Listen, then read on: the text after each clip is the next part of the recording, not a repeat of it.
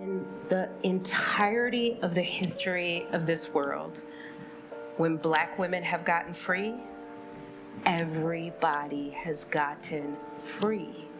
And so the prioritization of caring for Black women in particular, our health, our wellness, our children, our families, is that you can go back as far as the Ashanti warriors, to the women in Haiti, to Harriet, to the women of the civil rights movement, to the sisters behind the Black Lives Matter movement, and thousands and thousands and thousands of other experiences in between that it is evidenced. And so the reason why I'm particularly interested in the wellness of Black women is I know that it reverberates in our family systems, in our neighborhoods, and in our communities. And we do not leave anyone behind.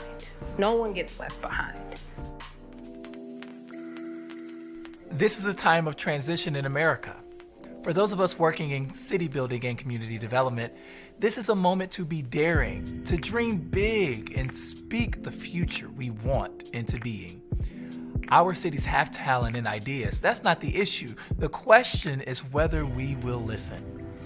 We invited some great minds across cities to hear what they're thinking about their own work in this moment and how they're building what comes next. I'm so excited to be in conversation tonight here at the Detroit Public Theater with two beloved friends who are on the front lines of healing, human rights, justice, and community. And they will be holding space with us this evening. Dr. Mishelle Rodriguez is the owner of Collaborative Changemakers, a counseling and consulting practice. She is a sought-after psychologist who approaches counseling from a relational cultural perspective with the goal of understanding each client as a whole person, with an appreciation for their intersecting identities, relationships, roles, and the environments they are navigating. She is trained in multiple approaches that promote healing and growth by focusing on the brain-body connection.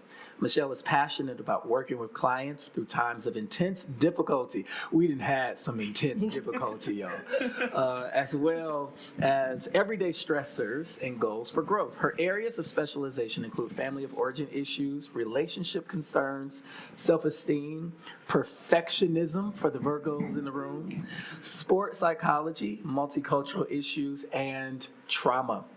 She is also the founder of the Melanin Collective, an organization that serves as an online educational resource and host of local events for Black mental health and well-being.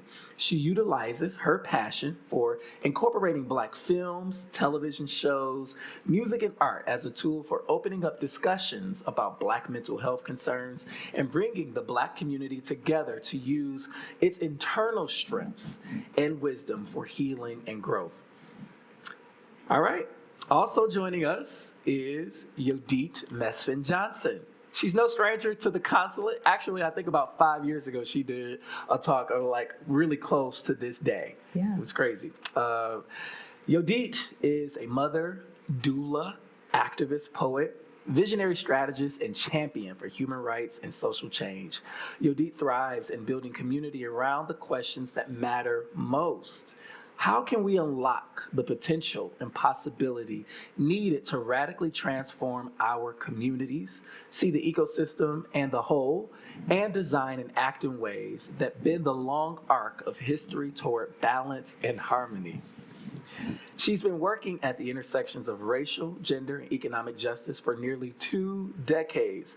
Full-time, Yodit serves as president and CEO of nonprofit enterprise At Work or New, where she stewards the organization's mission of a just and thriving society alongside the staff and the board. She is a masterful facilitator working alongside others to dismantle and unlearn supremacist patterns within ourselves, our organizations, and our communities. For Yodit, love is the guiding principle, a way of being, and a politic. She stands firmly on the belief that there is no greater antidote for hate than love and liberation. Yodit is also a burgeoning podcaster. As part of her own healing journey, she co-hosts Black Dandelion, which celebrates Black culture in music and the arts, and Centering Justice, which airs monthly and invites to transform the future together by uplifting the scholarship, worldviews, and practices of melanated leaders from across the region and country. Y'all give a big round of applause for Dr. Mishelle and Yodit. Thank y'all. Woo. How y'all feeling? Y'all feel good? Okay. How are the both of you showing up to this conversation tonight? Dr. Mishelle, how you showing up? I think for me, it's a bit of a microcosm of what we're talking about. Like I feel the change in the light. I feel the weather. I feel the getting over RSV. So I feel the fatigue, the ache, and I think because of that, I'm really mindful, like of taking care of myself even as we're here, of settling in and just being even as we're here. And I think I feel a lot of excitement about the potential. Like I've left spaces like this with more energy, feeling more healed and whole. And so I think I feel a lot of buzzing excitement too. Love it. Yeah, I'll jump on that. I see some familiar faces in the audience, which like settles my nervous system a little bit. We actually recorded Centering Justice today, so I feel full because we were learning about sociocratic methods and like self-governance and really hearing how alternative, less violent ways of being in relationship with people can happen. So I'm like holding that in my body. I adore you and Mishelle. So I feel like home a little bit. And of course, you know, I live in Ipsy now, but Detroit is home. So it feels really good to be here. And when we were driving into Mishelle, I was like, we got to get something to eat, you know, like, so I feel really blessed to be here. Do you all feel led to talk to the folks here tonight about some of the work that you both are privileged to do on a day-to-day basis? And I really love this connection and friendship that you two have, and I want to ask about that too. Like, how did this happen? But Dr. Mishelle, talk a little bit about your work. It's really, really interesting.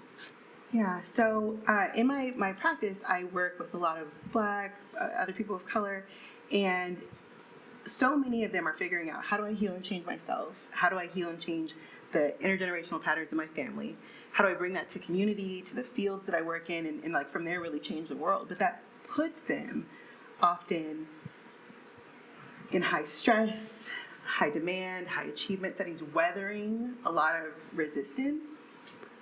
And so the work often becomes about how do we name what trauma is, all the layers of it, the racial trauma, the collective trauma, the complex trauma that happened throughout our lives that we didn't even call that. So like teaching people to name it, to notice it in their bodies, to learn skills around navigating their environments. Like nobody told me when I went through grad school that like grad school and the structure there can be traumatic, you know, like and so many of us have those things that we just called normal.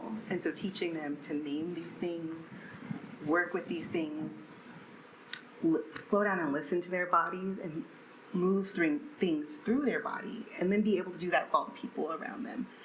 So it's new work. The field of trauma work has changed so much over the past few years, the decolonizing of it. So I'm often doing that in real time, in my own body, with my own family, and with the people that I work with.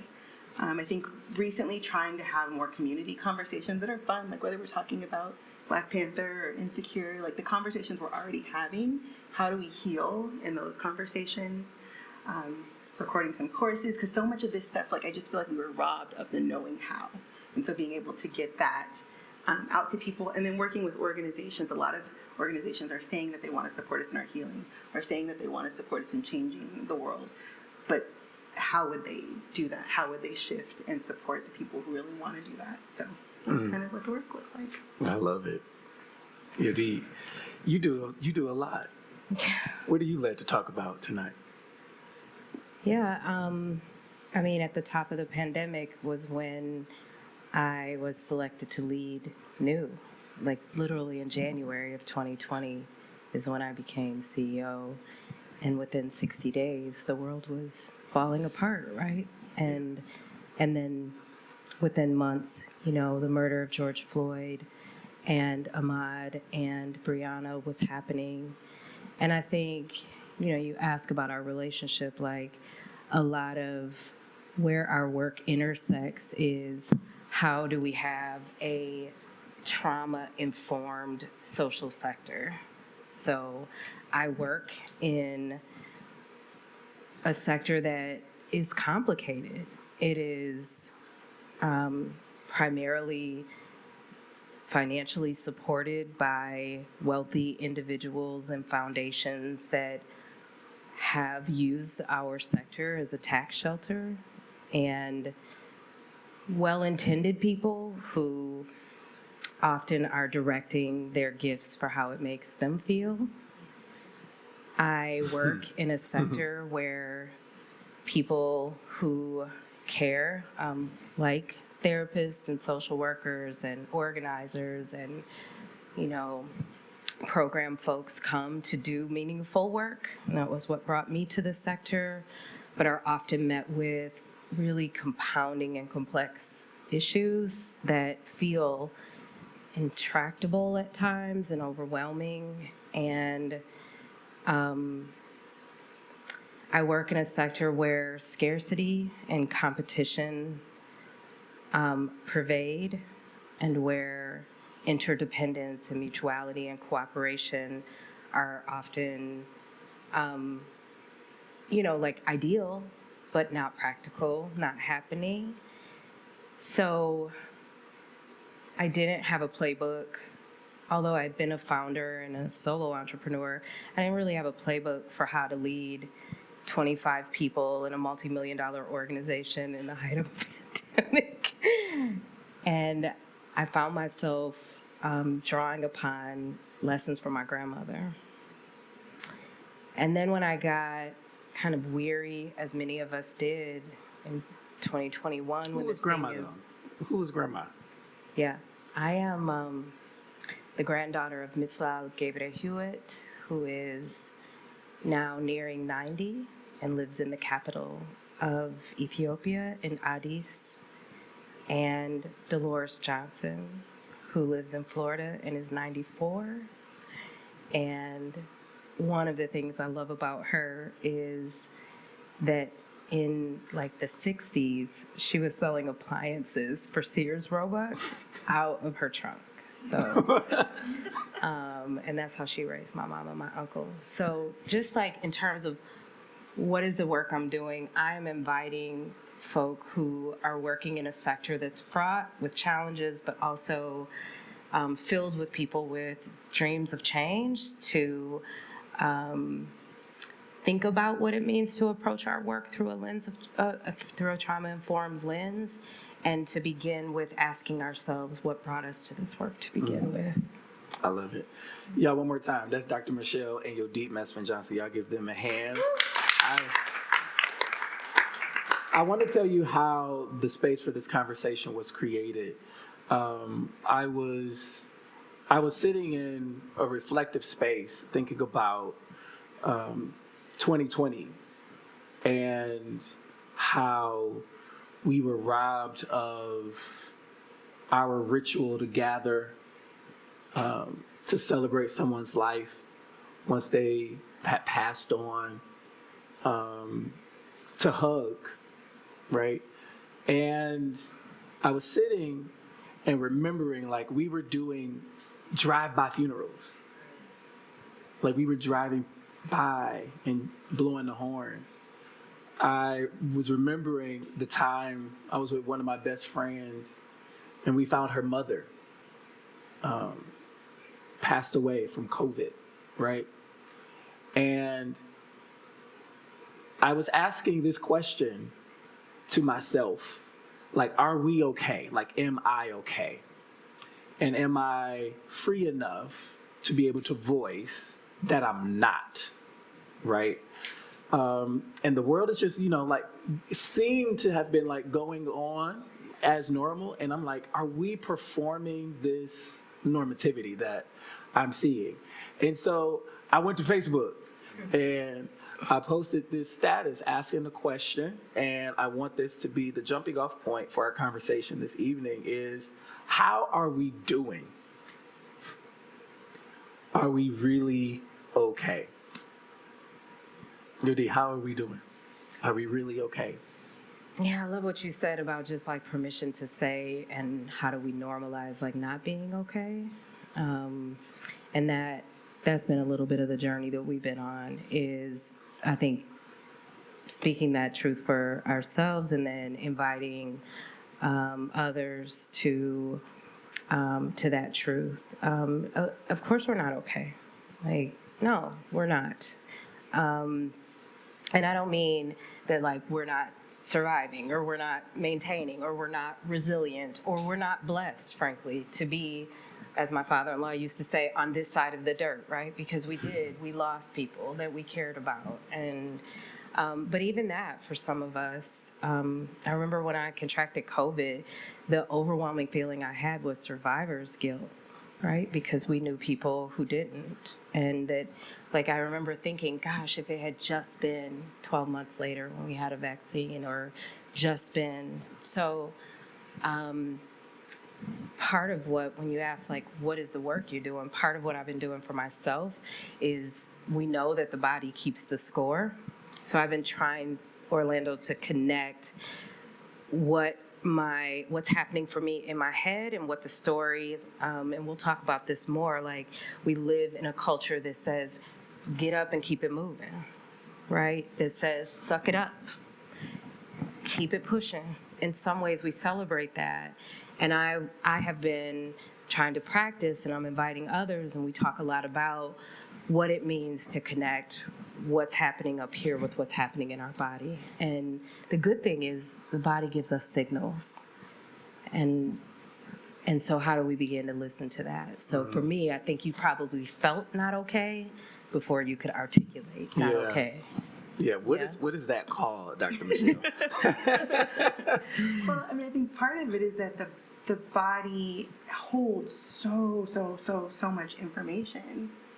And we've been taught to like float above it, to push past it, to kind of supersede, to press the limits of it, but not necessarily to be with it, to like listen to it about what it would tell us is real and how it would tell us to move forward. And I think a lot of us know that if we really did that, something would have to shift. Mm-hmm. And so there's a scariness there. Will it overwhelm me? Will I have people to hold it with? Mm-hmm. And even, I love that question about like, where did we meet and where did we start? Because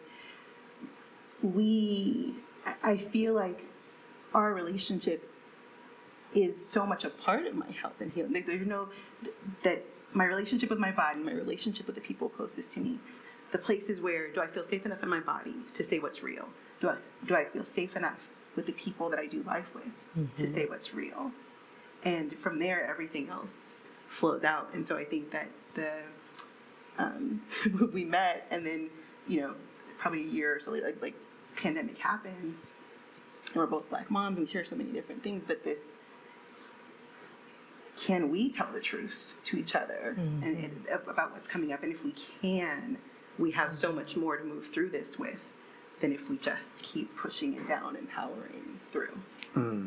You talked a little bit about what this society values in terms of production and cranking out work. I remember, the overwhelming responses that I got on the Facebook post were like, no, I'm not okay. And these were like high performing people, like CEOs. I mean, people whose names you would know, responding in real time about how they're not okay, but they're trucking along, making it happen. And so the second question is, how does the deep work of healing and restoration of oneself work in a society that values production over people, capital over community, and male-centeredness? The patriarchy.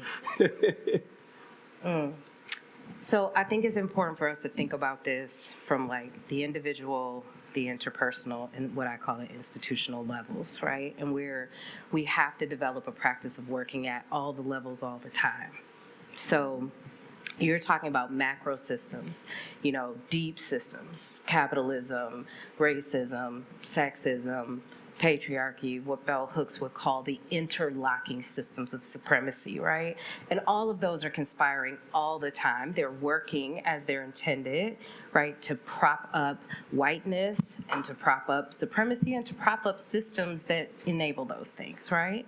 So first we have to have like just an analysis of like what's happening around us.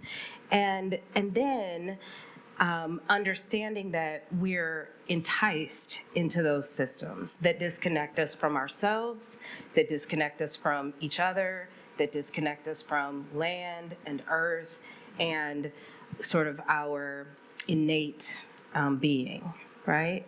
And we're lured into them because our safety and our wellness and our quality of life are tethered to them, right? So, in 2020, when it felt like everything was breaking, like my intuition was, I should shut my organization down. I should let people rest. But then what happens, right? How do we pay the bills? How do we keep the lights on? And so I think often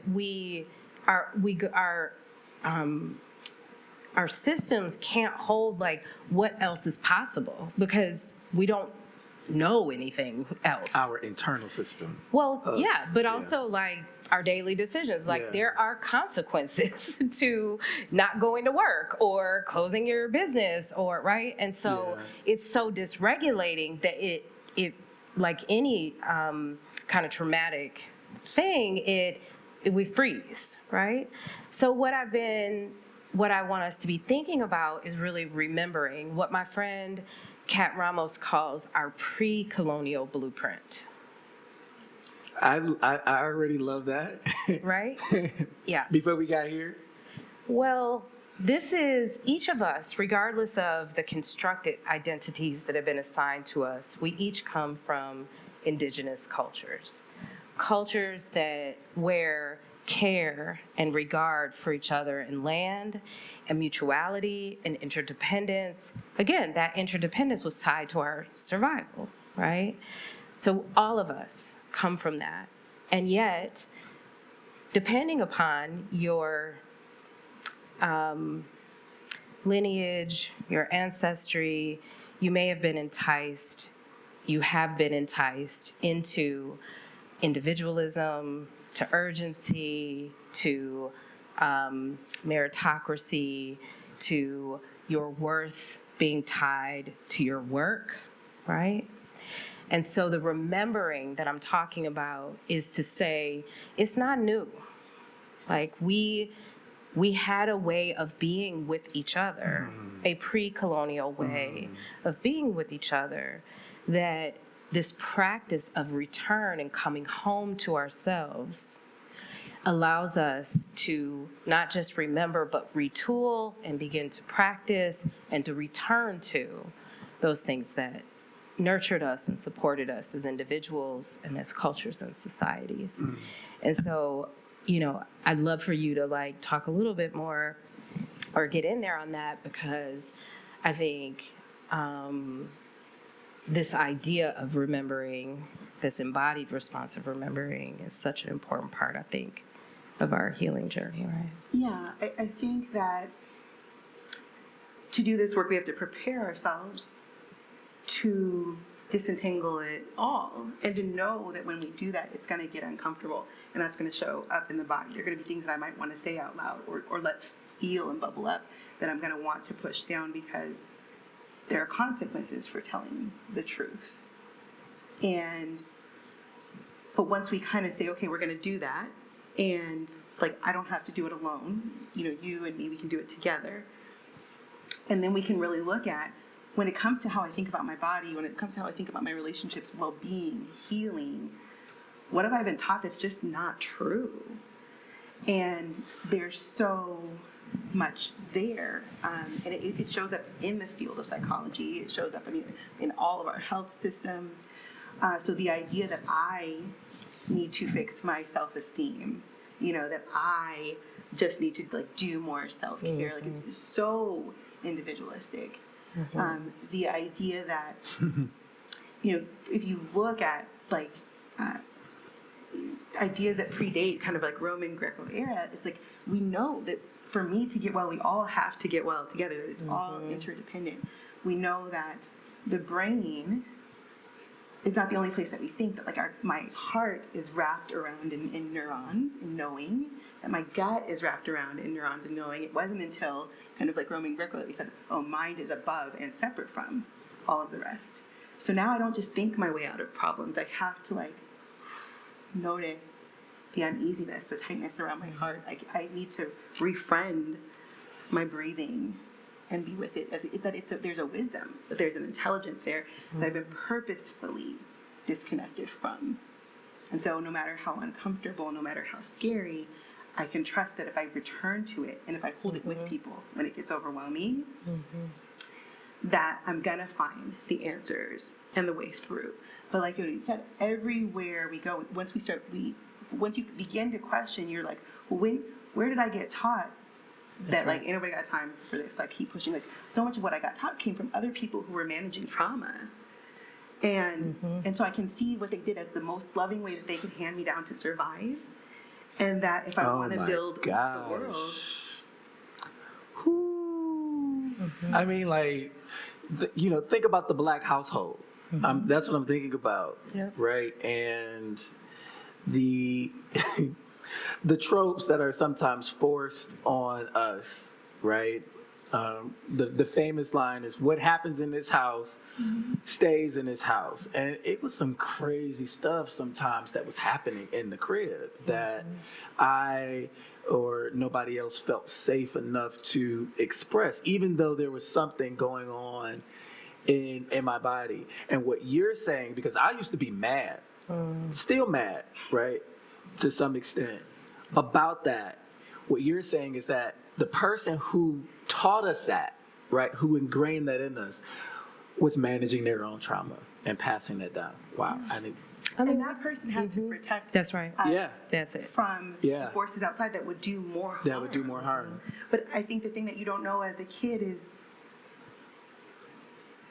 I may not be able to go to the police or to the mental health system or to the health systems, but if all the aunties could get together and be brave enough to tell the truth together, that we could figure out something different. But trauma keeps you in reaction to figuring out how to put food on the table, and the reaction to, like, I'm so afraid of what truth telling would mean that I don't let it happen, and I've got that next thing to do. What is that though, Dr. Mishelle? Is it the stories that we've told ourselves about ourselves and how we are, how we show up, and like, this is my story, this is what it is, I subscribe to it, right? And a divorce from that story, right, by telling the truth and seeing what's on the other side of truth is the scary part. Like, what is that? What is that? Yeah, so it's kind of complex. Like, I think story is in our front brain and happens later. Like, when trauma happens, when we all got news somewhere that the world was pretty much shutting down next to COVID, we didn't have a lot of story yet. We just had to you had to pack up your office, you had to figure out what you were going to do with your kids, you had to figure out groceries and things like that. What happened first was the body, there was the freeze, there was the we saw the fight. Even the people who just were like, I will not accept it, I'm pissed at everybody for what's happening. For some of us, there was just the internal collapse, like the fallout. So the body responds first, and with not a lot of resources. If we start forming our stories from there and passing on how to survive from there, it's not probably going to be a very good story. It's going to maybe help us figure out how to navigate this specific thing, but not necessarily how to move back towards health and wholeness. And so if we think about it, like, we are right now talking about that, even that question of how are we? The pandemic put us in a pressure cooker and really showed us a lot of things. But I was still recovering from 2016. I was still recovering, and if we get into intergenerationally, so I think that the ability to pause and say, that when these things hit my individual body and our collective body, what did we do? How did we feel? That's going to tell us how we arrived at the story. And granted, there are unfortunately powers that be and systems and people who are giving us a story that we will opt the fear and that I can't trust you, and that the scarcity. So those will be the default ones that we are much more susceptible to soaking in and believing wholesale and holding on like we need them for life. Facts.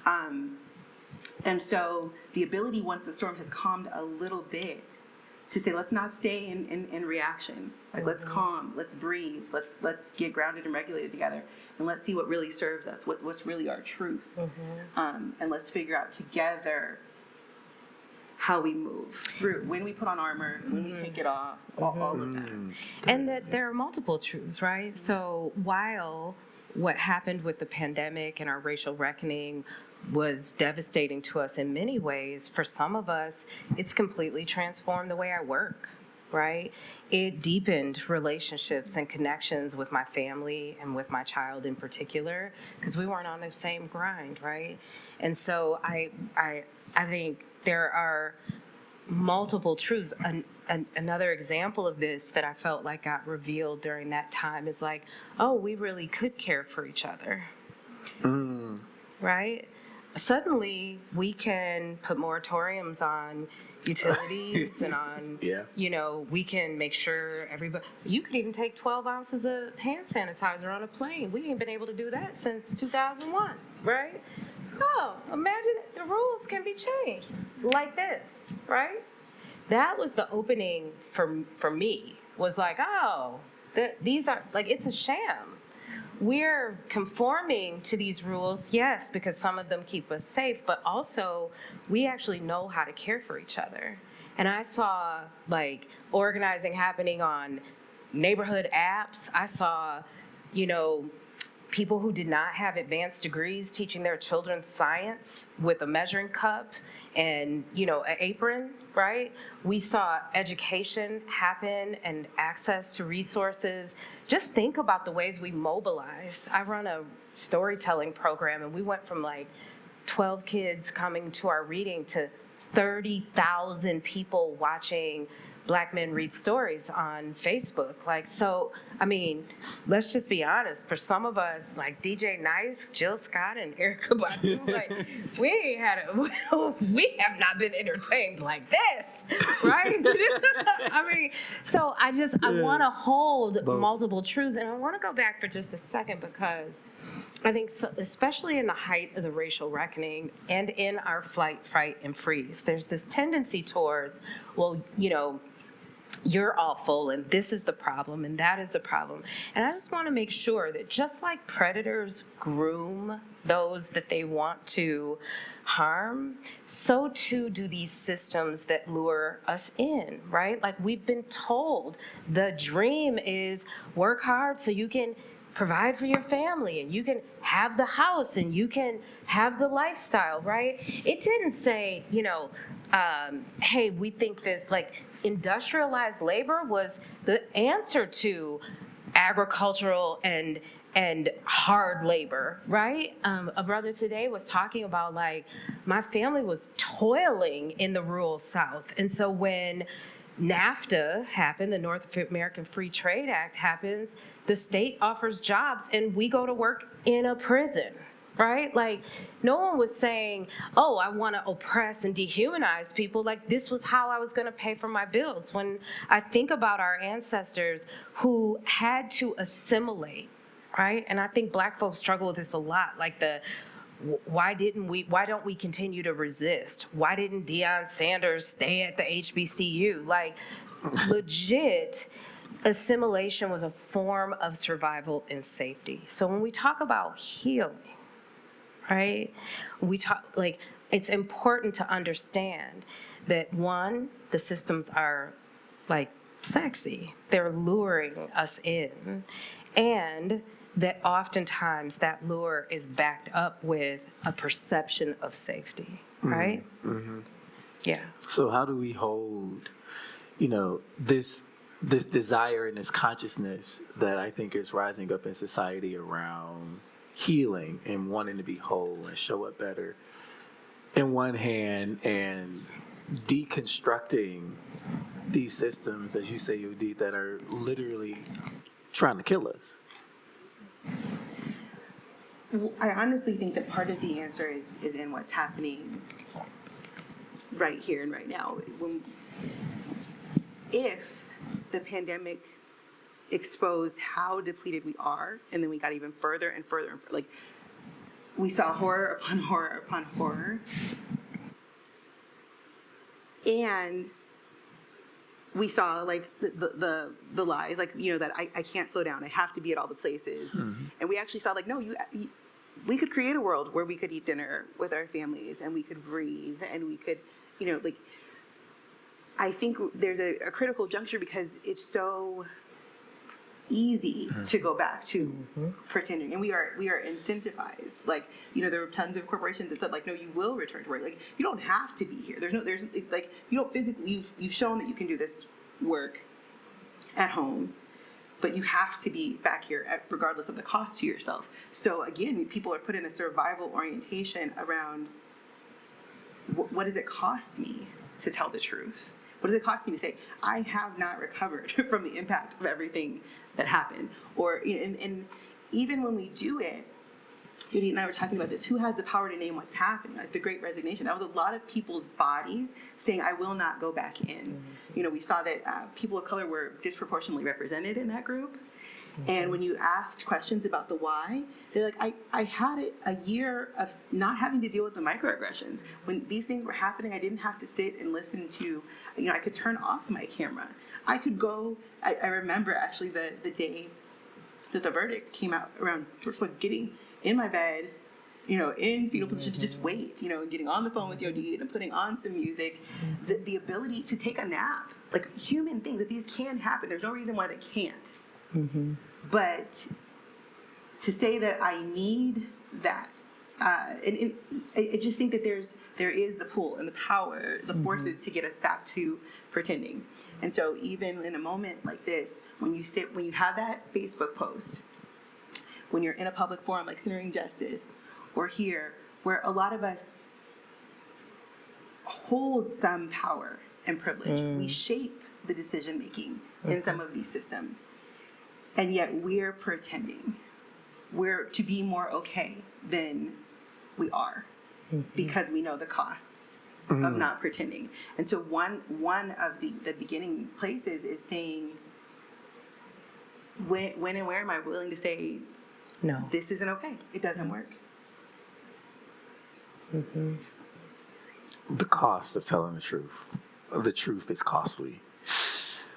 Oh, man, I want to talk about a word that we hear all the time: self-care. And what it actually means. Yodit, you talk about the commodification of self-care. What do you mean by that? Yeah, to me it ties back to like systems and sort of how are we learning, or how have we been trained to like cope and survive within those systems, right? So we live in a society that reinforces hyperproductivity and busyness, and I can even remember for myself where that was like, if you were busy, like you were it, like that, I mean, it's just been recently that, we're like rebuking the spirit of busy, but, false urgency. Right. But like that, like, oh, you're on the go, and oh, I got to be here, and oh, I'm at the thing, and they saw me at the thing. Like that was the thing, right? Like that's busy. Booked and busy. Yeah. What was that? Hustle and grind. The hustle and grind, right? The grind. And I am aware that I was like rewarded and like incentivized to be busy. And what happened for me was like my own sense of myself and my worth got tied up in that, right? So I come into like thinking about self-care as the way that the world tells me, like, you know, throw in your oxygen mask and get back in the game, right? That's how, like, the transactional and individualistic nature of self-care. Like, you know, and so what I'm imagining for us is, what does a life and what do relationships and what does work that is centered around care look like? That's the reason why I struggle with, like, just take your yoga class, get your, now we get it fed, like, get this app and the Calm app and the so-and-so and the Walk app and now I can actually find somebody to work with me. Like, there's an app where you log on and, like, they help you focus. What? And we paying for it? And you pay, like, for somebody to, so I'm trying, what I want us to be thinking about is how, and what I'm thinking about is, how do I institutionalize care? How do I institutionalize rest? How do we normalize that for ourselves? And frankly, we need each other. Like, I'm all for take a bubble bath, drink a cup of tea, like, do your yoga class. I'm all for that. But I'm not convinced that that is going to transform care for us collectively. And if one of us is unwell, none of us is well. It's a really individualized, monetized approach, and it disrupts nothing because it's on your own time. Like, go right. soak, mani-pedi, but nothing has to change. And even you walk into some systems, and if you say I'm stressed, then it's like, well, are you doing a good enough job at your self-care? And you're like, well, right. right. Like, have you seen the emails? Have you seen, like, the systems have to give up nothing, but the responsibility, it's been added as a to-do item. And so a lot of times when I'm talking about self-care, I say, like, self-care that is not embedded in collective care is insufficient. That, and also, because I think a lot of us are like, self-care is selfish, self-care is self-indulgent. And I think, like, what is the opposite of self-care to me is self-neglect, it's self-abandonment. And so how do I shift to ways of being that center care and connection? How do I, what do I do?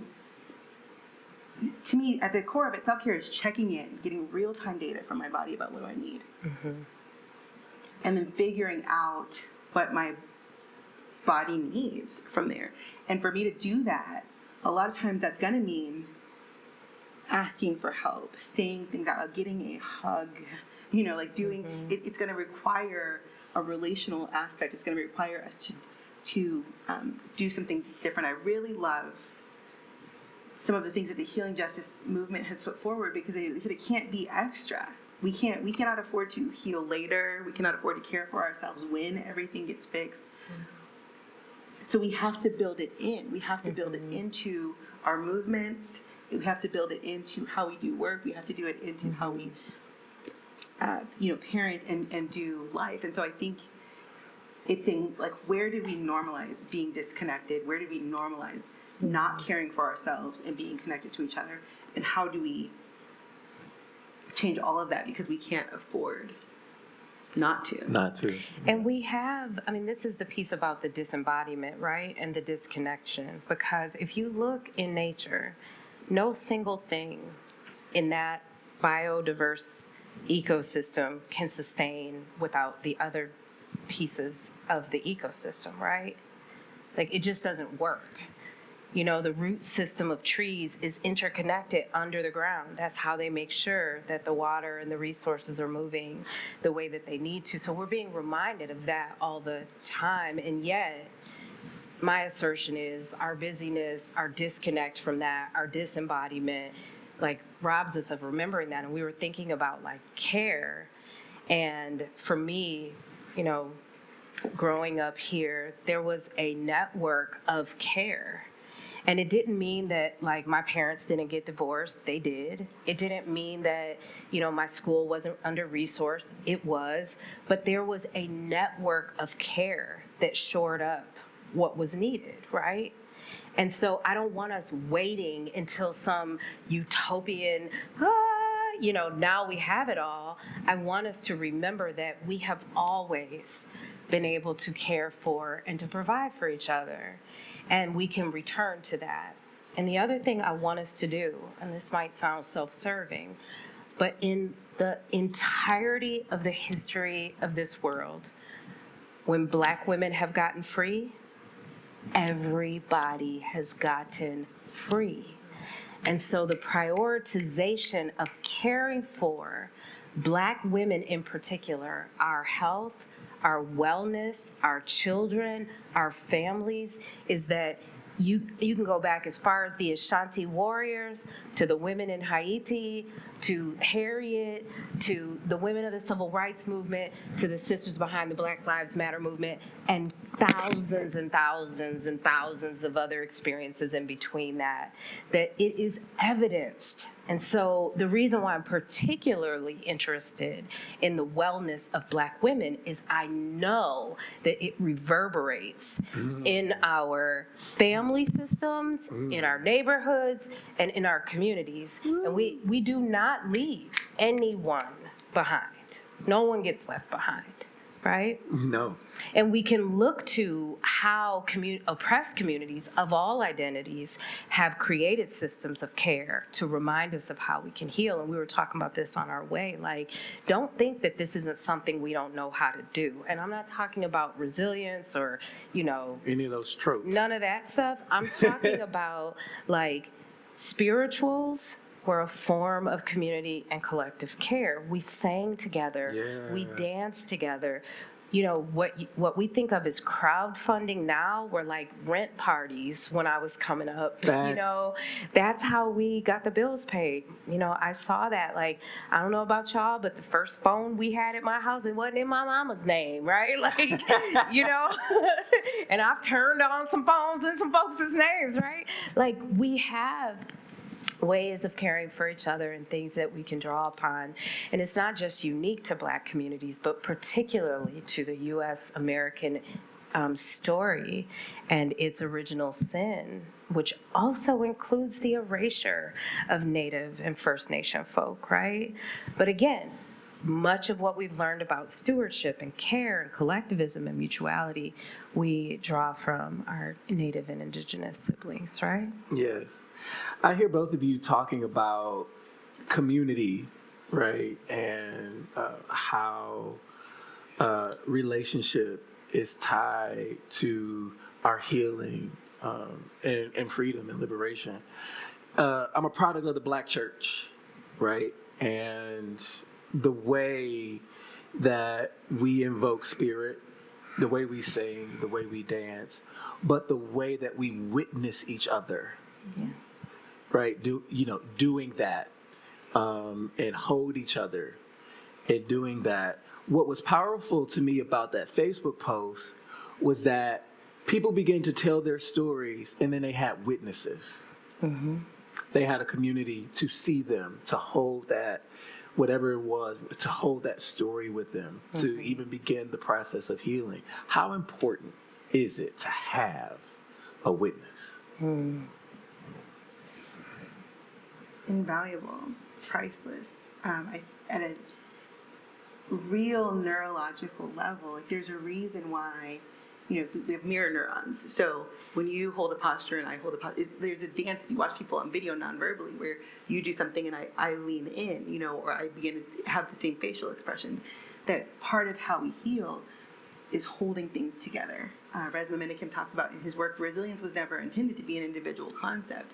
That when we breathe and move and sing and dance and cook together, we have ability to hold more than what we can hold individually in our bodies. To sob and to be held, is a different thing than to sob alone. We were talking about, Yodit and I talk a lot about birthing with her as a doula, having benefited from multiple doulas, that having somebody hold anchor for you when you are in insurmountable pain, to see your strength when you can't find it, is huge. It normalizes it. Trauma is alienating. It is isolating. It makes you lose your power, your voice. To reconnect and to say, all of this immense ugliness that I have nowhere to place, I can hold it together, that's where healing happens, and in the body, because you're not sitting in church like this. You're going to get into your voice, you're going to get into your body, you're going to use some bilateral movement. Like, these are things that now are evidence-based, but that we knew before anybody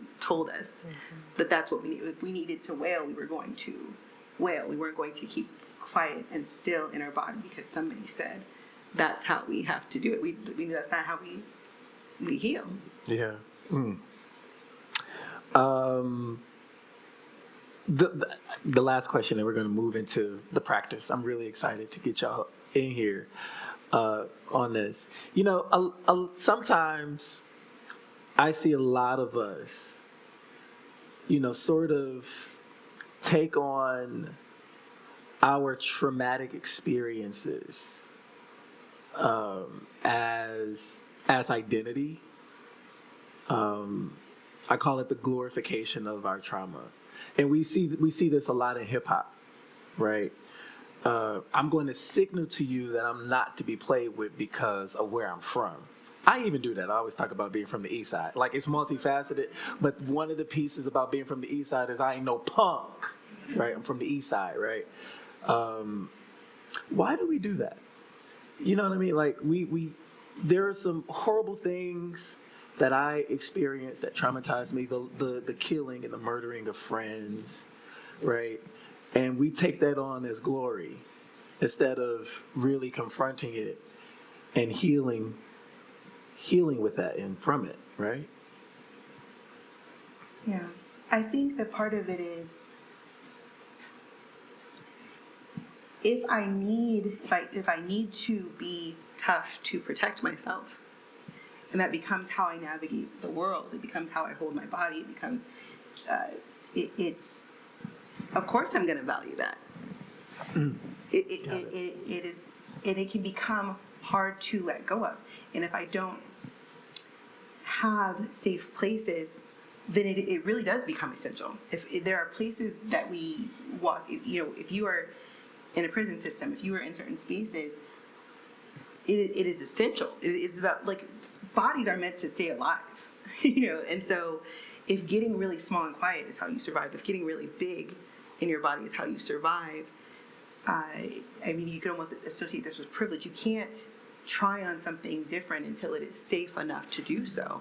And so I think creating the spaces for each other to try on different things and be okay is an important part of that. Some of us, numb has been our way of being, and we've never... Especially Black men. Yeah. Yes. Yeah. Yes.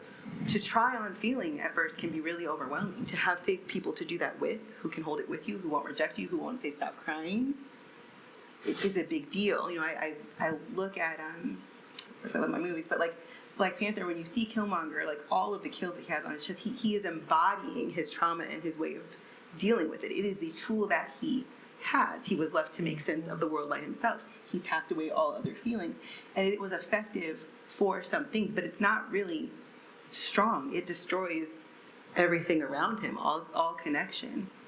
But it served a purpose, and so I think we've got to love the parts. Like, it's like he found one part of himself, his most angry and armored part, and that helped him navigate some things. It was telling the truth about some of the brutality that he experienced. So you can look at, like, Wakanda and say, like, they're doing better. They didn't have to deal with what he had to deal with. He had some truth in his body about urgency of change. And so I think that a lot of what we're asking ourselves to do in giving up some of these tropes and identities is to say, am I a strong Black woman? Yes, and that has helped me power through some things. But I am also, I'm not impermeable. I bleed. And it costs me something to be that big and that strong. And so where I can, I'm going to drop down into other ways of being, and I'm going to figure out how to do that at my own pace, with safety, with relationships. And it's not getting mad. Am I an angry Black woman sometimes? Yeah. And angry Black women have changed the world and made it better for everybody. So I don't have to disown or hate that part of myself. I can love that part of myself, but I can also find places to be tender, because I need that too, and my kids need that too, and my partner needs, and my friends need that. And so it's like not just getting stuck in one part of ourselves, but beginning to access all of it. you know, none of us comes to violence, whether it's self-inflicted through these limiting tropes or beliefs about ourselves or others. None of us comes to that violence by first enacting it. Yeah. Right? And it sounds cliche, but hurt people, right? And so the invitation to healing, and we see, I want to just uplift Jason Wilson and the work of the Cave of Abdullah that's coming out of Detroit. And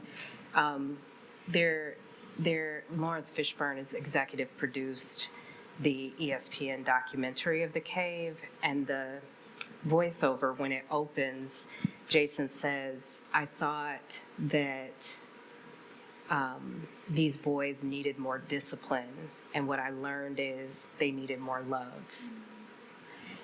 And the witnessing that y'all have been talking about, right, is, I think Brene Brown talks about vulnerability as courage, right? Even Jason's willingness to say, this is where I started, like, from violence, right? The kids are bad and they need more discipline, right? To the shift that occurred from him, from being in deep relationship with those young people, and from sojourning and doing his own work, right, with other male-bodied people around toxic masculinity. So first and foremost, we're operating in violent systems, right?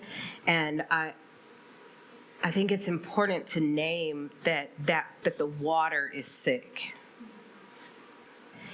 And if we only focus on the fish and not the water, right, it's impossible for fish don't know they're wet, right? So so we have to be working. This is why I'm encouraging us to think about all the levels all the time, right? So how am I modeling healing and restorative practices in my relationships? So I'm choosing not to be in violent relationship. What does that look like? It means being like leaning into generative conflict, but I refuse to let my words or my behaviors be violent to others, right?